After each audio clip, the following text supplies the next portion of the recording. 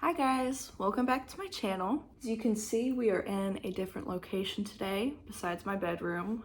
I'm in our little home studio. I wanted to do a little kind of sit down chat video with y'all today, talking about how to find inspiration. Sometimes that can be a really difficult part of art making. If you don't feel inspired, it can be hard to know what to do. So I wanted to go through kind of how I figured out for myself what inspires me and what I can always return to. So let's get into it.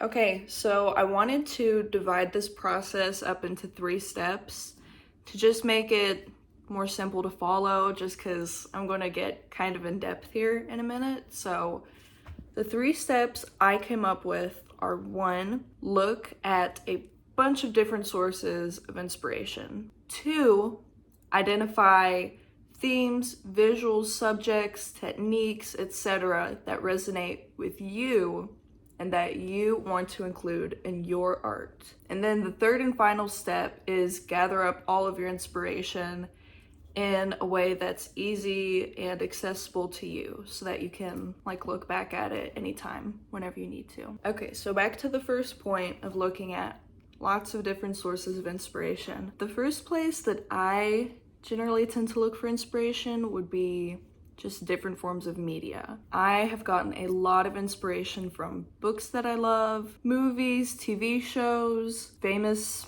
pieces of artwork, fashion, and then also dance. I'm getting back into dancing myself, so that's always been inspiring for me too. So I want to quickly run through some examples in each of these categories that have really inspired me. So for books, 2 of my favorite books, East of Eden by John Steinbeck and Till We Have Faces by C.S. Lewis. Movies, okay, I have a lot on here, so I'm going to run through them really quickly, and you'll be able to see I love animated stuff. So anything Studio Ghibli, specifically I love Princess Mononoke, Spirited Away, Howl's Moving Castle, Ponyo, and The Red Turtle. I love sci-fi movies, the 2 Blade Runner movies, this movie from the 70s called Rollerball, Alita Battle Angel, Arrival with Amy Adams, and Interstellar, of course. Stereotypical for an artist, but I like Wes Anderson.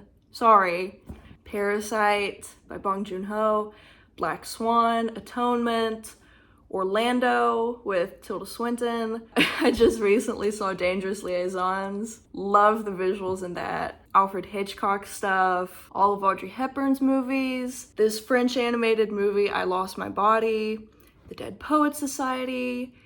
And Keira Knightley's Pride and Prejudice. Those are the top ones I could think of. Then TV shows. Okay, again, I love animation, so I typically gravitate towards cartoons. So Adventure Time, my all-time favorite show. Regular show is great. The Midnight Gospel, the creator of Adventure Time, did that one too. And King of the Hill, I love that show. And then for fashion, I love Cecile Bonson, Alexander McQueen, Simone Roca, Vivienne Westwood. And then for dance, I did ballet myself, and like I said, I'm trying to get back into it, so just everything about ballet, the dance itself, the lines of the body, the costumes, the music, the stories, just I get a lot of inspiration from that too. And then as far as actual visual art goes, I love Renaissance, Baroque. I love Monet and Van Gogh, just their use of color, and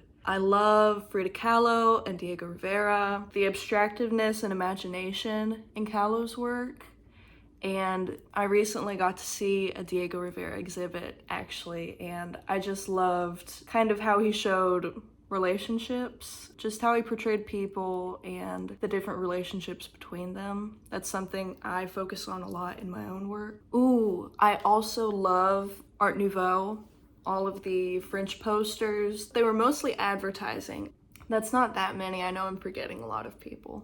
Okay, so my next big source of inspiration, aside from media, would be people. People I know personally or people that I haven't gotten to meet yet. I'm going to make a whole video on this topic, but I think that community as an artist is just so important. It can take you so much further than where you could get just by yourself. Some of the most inspiring people to me, my biggest inspiration is my mom. She is also an artist. She's the person who made me want to be an artist. I just think she's amazing and she inspires me every day. My art teachers, my high school art teacher, and then his wife was actually my middle school art teacher. They're people I can go to whenever I need any sort of art advice. And their work themselves, I just think it's amazing. And it's really inspiring for me to look at it and to hear about their own journeys as artists. So they're a huge inspiration for me. Yeah, I'm only a sophomore in college, but my art professors as well, same thing. It's really cool to look at their own work and hear about their journeys as artists. And they always just have such great advice to give. So they're big inspirations too. And then I feel like sometimes people overlook this one, but my peers, either in my art classes, I just get a lot of inspiration from them too, because we all have our own unique perspective, and that means that all of our work is going to be so different from everyone else's. So I just think it's really cool to get to look at what everyone else in your class is making and kind of see the way their mind works. And I will be honest, sometimes if I see someone in class who is killing it, they're making something insane, then I look at mine and I'm like, well, I need to step it up. So they can motivate you to better yourself too, to make something better, you know? And then the last thing for people, famous, well-known artists, and then contemporary artists, lots of inspiration from them. I already kind of went into some of the famous historical artists. I'm going to tell y'all some contemporary artists I really enjoy. These are people I follow on Instagram, so you can find them. I'll put all of their information on here so y'all can find them. There's this artist Chan, Dominique Fung, Nadieri, Sophie Margolin, I might butcher this, Inez Longevial, Alexandria Masse, Rena Hirakawa, Laura Benson, Ray Klein, Stars Like Lullabies, Alina Shweshki, Okay Nice Okay, James Owens, Erica Steerley, HMDBTI, and Chubby Pumpers. Okay, and then the final source of inspiration, I feel like this is the easiest one, anyone can do this, is to just explore the world around you. So for example, you can take a walk in nature. After I take a walk outside, I always just have ideas for art popping into my head. You can visit a new place, whether that's a store, a restaurant, a new city, a new country, you know, whatever you're capable of doing. Yeah, just going somewhere new, I feel like is always pretty inspiring. You get lots of ideas because you're seeing stuff you haven't been exposed to before. Another thing, again, this one's easy, just wherever you are currently, try and take in the really minute details of all of your surroundings. You can do this with the walls, the floor, the ceiling, the furniture, the light coming in from the window. Wherever you are, just try and focus in on all of the tiny details and kind of map them out in your mind. Okay, so those were all of the things that I turn to for inspiration myself. I feel like we covered a lot, so hopefully something out of that list can kind of click with you and work for you. But now that we have some inspiration to work with, we want to look specifically at what's inspired us and kind of try and identify the specific themes, visuals, subject matter, technique, color, anything like that that really resonates with you, that makes you feel something, is what made you inspired, and focus on those and figure out what exactly out of all that you want to include in your work. So for me personally, some of the themes or elements that I've found that I really enjoy after looking at inspiration, and that I consciously decided a few years ago that I wanted to include in my work. For themes, family, love, and relationships in general. That is just the biggest inspiration to me. I think all three of those are just fascinating and they resonate with everyone. We're all connected to people. That makes your artwork easier for people to connect with because we're all connected to people. So I think that's a really special theme, and it shows up a lot in my work, whether I want it to or not. I do want it to most of the time, but even if I'm making a piece that I don't consciously think, okay, this is about family and relationships, it'll end up coming out like that anyways, which is pretty interesting. This is kind of subject matter, I guess. So what you're looking at in the painting, Usually people, I do a lot of portraits. There's normally some sort of element of nature, and then sometimes animals. Not as much as the other two, but they do appear a lot. Another big focus in my work, it's pretty easy to tell, color. I love color, love it. I think it's so much fun. And I really do have a specific color palette that a lot of my work falls into. Again, this was not a conscious decision.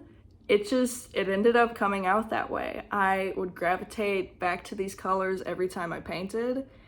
And then I stepped back and was like, well, there's a little theme going on here. So you will probably notice that happen too after a while, which is kind of cool, I think, having matcha this morning. Another theme, abstraction.